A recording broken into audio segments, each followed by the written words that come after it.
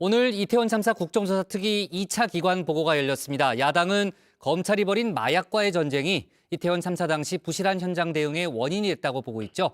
대검은 참사 당시 마약 수사를 한 적이 없고 경찰에 수사를 요청한 적도 없다고 부인했습니다. 박준우 마커가 관련 소식을 주민에서 정리했습니다. 오늘 열린 이태원 참사 국정조사 특위 2차 기관 보고, 이 대상은 서울시와 용산구청, 서울소방재난본부와 대검찰청 등 9개 기관이었는데요. 이 국조특위가 신청한 45명의 증인 가운데 가장 논란이 된 인물이 있죠. 이 신봉수 대검 반부패 강력부장이었습니다. 코로나 확진으로 불출석했는데요. 여야는 이 신 부장의 불출석을 두고 초반부터 신경전을 벌였습니다. 이 박마커가 꼽은 오늘의 국조특위 첫 번째 하이라이트, 신 부장 어디 갔습니다. 너희 사장 어디 있어? 강 사장 데리고 와! 민주당은 이 참사 당일 경찰의 현장 대응이 미흡했던 이유로 마약과의 전쟁을 꼽고 있습니다. 이 검찰의 마약 수사 확대가 현장 구조 지원에 영향을 미쳤다고 보고 있는 건데요. 이 검찰의 기조에 따라 경찰이 마약 단속을 최우선 순위로 두면서 이 현장 관리에는 실패했다는 논리입니다. 검찰의 마약 수사 총책임자인 신봉수 대검 반부패 강력부장을 증인으로 채택한 것도 이 때문인데요. 그런 신 부장이 코로나를 이유로 나오지 않자 민주당에선 불만이 터져 나왔습니다. 신봉수 대검의 강력부장이 지난주 금요일 날 코로나 확진이 됐습니다. 근데 어제 국회 오전에 알렸어요. 못 나오겠다고, 코로나 확진으로. 이거는 국회의 국정조사를 임하는 태도가 아니다, 이런 생각을 합니다. 2차 청문회에 신봉수 대검 강력부장을 증인으로 해야 되지 않을까, 이렇게 공개적으로 말씀을 드리고요. 국민의힘 애초부터 이 검찰과 참사 사이에 무슨 연관성이 있냐는 입장이었죠. 이 코로나 때문에 못 나온 걸 어쩌겠냐고 반박했습니다. 대검과 이태원 참사와의 어떤 연관성이 어떤 게 있느냐. 반부패 부장이 참석할 이유가 전혀 없다는 부분을 강력히 얘기했지만은 야당이 계속 요구가 있었습니다. 그래서 합의한 내용들은 그때 당시에는 출석은 하지만 여기 참석할 때 마약 수사와 관련된 부분의 질을 한정하자. 이렇게 일단 그때 논의가 있었던 건 사실입니다. 오늘 그 관련된 부분이 참석하지 못한 부분은 코로나로 인해서 갑작스럽게 어쩔 수 없이 불참하게 된 그런 상임을 좀 감안하셔가지고 얘기해 주시면 좋겠습니다. 네. 국민의힘은 이 민주당이 다른 꿍꿍이가 있는 것 아니냐고 따져 묻기도 했습니다. 이 이재명 대표의 수사 총책임자이기도 한 이 신 부장을 굳이 증인으로 부른 건 의도가 불순하다는 건데요. 국조특위에 나오라는 것 자체가 12구 참사 국정조사를 빌미로 해서 검찰에 대한 공개 협박을 가하겠다는 것이고, 아예 이원석 검찰총장을 부르시지 정말 이번 12구 참사에 대해서 진상규명과 재발 방지를 목표로 하고 있다면 정략적이고 정쟁화하려는 그런 오해를 부르지 마시기 바랍니다. 그러자 이 민주당 소속 우상호 특위위원장이 제지에 나섰습니다. 이 증인 채택은 여야의 합의 사항임을 강조했습니다. 증인 채택은 여야 간사간 합의하에 제가 주재해서 여야 합의로 통과된 것인데, 그거를 지금 단독으로 했다고 하신 것은 사실관계가 좀 틀린 것 같습니다. 증인 채택을 일방적으로 했다는 것은 사실이 아니죠. 신 부장의 출석 여부보다 중요한 건 실제로 이 마약 수사가 참사에 영향을 미쳤는지일 텐데요. 두 번째 하이라이트, 마약 수사 없었다입니다. 참사 당시 검찰은 이태원 일대에서 마약 관련 수사 활동을 한 사실이 전혀 없고, 경찰을 상대로 마약 범죄 수사를 요청하거나 그에 관해 협의한 바도 없습니다. 이 신 부장 대신 출석한 이는 김보성 대검 마약 조직 범죄 과장이었는데요. 김 과장은 본격적인 질의에 앞서 검찰이 참사 당일 마약 수사를 벌인 적이 없음을 분명히 했습니다. 특히 검수완박법으로 검찰이 직접 마약 수사를 할 수 있는 범위도 축소가 됐다고 강조했는데요. 2021년 검찰청법의 개정으로 검찰이 직접 수사할 수 있는 마약 범죄 범위가 축소되어 현재 마약류 투약, 소지 등 범죄는 경찰만 수사가 가능합니다. 국민의힘도 김 과장을 거들었습니다. 이 전주의 의원과 김 과장의 티키타카가 돋보였는데요. 검찰이 그날 마약 단속했습니까?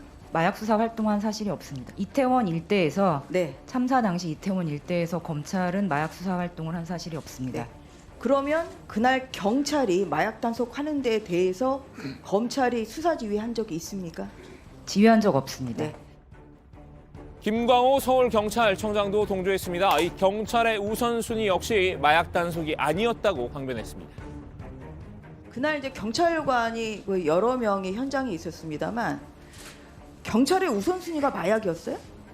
그렇지 않고 저희는 전반적으로 뭐 제가 이- 일관되게 뭐 이렇게 말씀드리면 지금 범죄 언론에서 예방 이야기하시- 활동입니다. 총괄적인 범죄 예방 활동. 예, 그건 사실이 아니라는 말씀이시죠? 네, 그렇습니다. 민주당은 이 김 청장을 몰아세웠습니다. 참사 당일 현장에 배치된 경찰 50명의 역할이 마약 단속이 아니면 뭐였냐고 충했는데요. 이 50명이 마약 단속이 아니라 인파 관리에 집중을 했으면 참사는 없었을 것이라고 목소리를 높였습니다. 이 형사 조끼 입고 간 사람들 50명이 10개 팀이었잖아요. 참사 현장 부근에 있었어요. 9시부터 이 투입이 돼 있었다고. 그리고 마약 단속은 11시 좀 넘어서 마약 단속 취소한다는 문자까지 보내요. 그럼 이 사람들이 거기서 뭐 했냐고. 말씀드린 대로 예방 활동을 했고 인파 관리도 일부 예방 했고 활동을 뭘 했어요?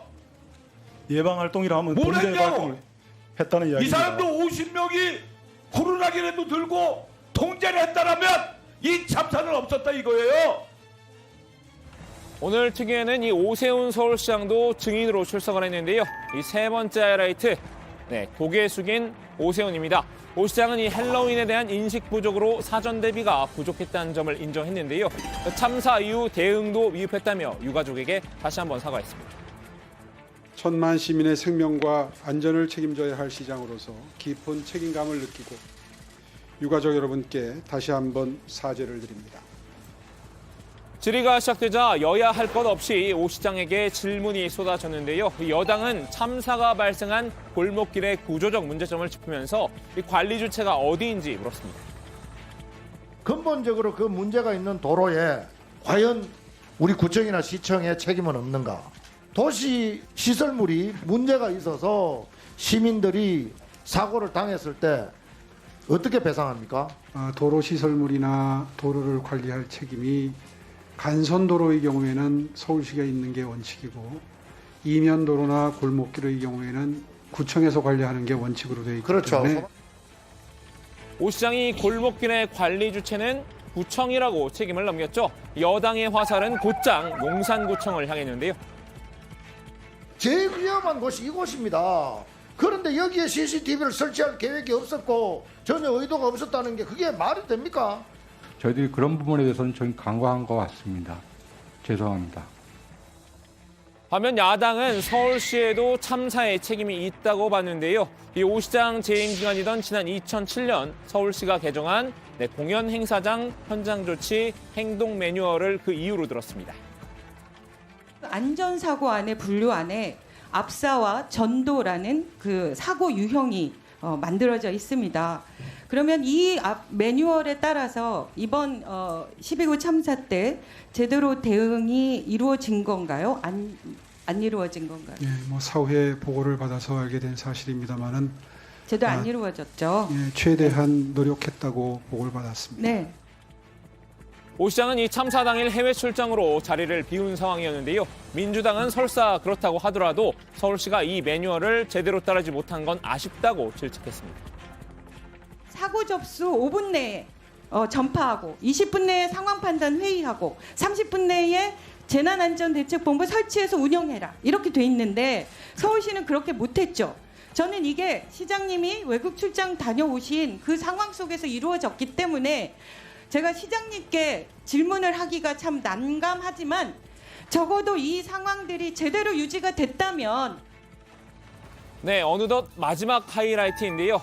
기억이 나지 않는다입니다. 네, 저는 그 시간에 그 소방으로부터 전화를 받은 통화한 사실이 없고요. 그러면 서울소방이 거짓말하는 겁니까 지금? 아니요, 다른 당직자분께도 그 내용에 대해서 전달받은 바가 없었어요. 기본소득당 용해인 의원이 참사 당일 서울종합방재센터의 녹취록을 공개했죠. 이 녹취록에는 오후 10시 29분에 이 서울종합방재센터가 용산구청에 압사 관련 신고 내용을 전달했다고 나와 있는데요. 29분에 서울소방에서 구청 사무실로 헬로윈 축제 때문에 인파가 너무 많아서 사람들이 압사당하겠다고 신고가 이렇게 얘기해요. 그랬더니 너무 충격적이게도요. 구청 당직자가 네 맞아요. 이태원 해밀턴 말씀하시는 거죠? 용산구가 밝힌 참사 최초 인지 시점 당일 오후 10시 53분인데요. 하지만 녹취록에 따르면 이보다 24분 빠른 10시 29분에 이미 용산구가 해당 사실을 알고 있던 셈입니다. 그럼에도 당일 용산구 당직사령은 기억이 없다고 부인했는데요. 저와 다른 당직자분이 계셨는데요. 저는 통화한 적이 없고 다른 당직자분은 그런 내용으로 통화한 기억이 전혀 없다고 말씀을 하고 계십니다. 죄송합니다. 지켜보던 우상호 특위위원장도 답답했나 봅니다. 이런 내용을 어떻게 기억하지 못할 수 있냐며 질타했는데요. 근데 그걸 기억 못한다는 얘기를 우리가 지금 그걸 어떻게 받아들여야 됩니까? 거짓말이라고 볼 수밖에 없는 거 아닙니까? 제대로 조치를 하지 못했기 때문에 처벌이 두려워서 지금 거짓말하고. 설마 압사라는 거를 우리 당직자가 인식을 했다면은 그렇게 대응을 하지는 않았을 아니 거라고 녹취록이 생각합니다. 좀 다 나와 있잖아요. 저도 좀 답답한 심정입니다. 자, 오늘은 이 국조특위 2차 기관보고 오전 상황을 정리해드렸는데요. 1차 기관보고 때 유가족들이 항의를 한 덕분이었을까요? 오늘은 비교적 진상규명에 집중해서 질답이 이루어진 편이었습니다. 그럼에도 여야 간 크고 작은 신경전은 있었는데요. 이 내용은 들어가서 살펴보겠습니다. 오늘 주민 한마디는 이렇게 정리합니다. 대검, 이태원 참사 때 마약 수사한 적 없어. 이 망각에 늦빠진 용산구.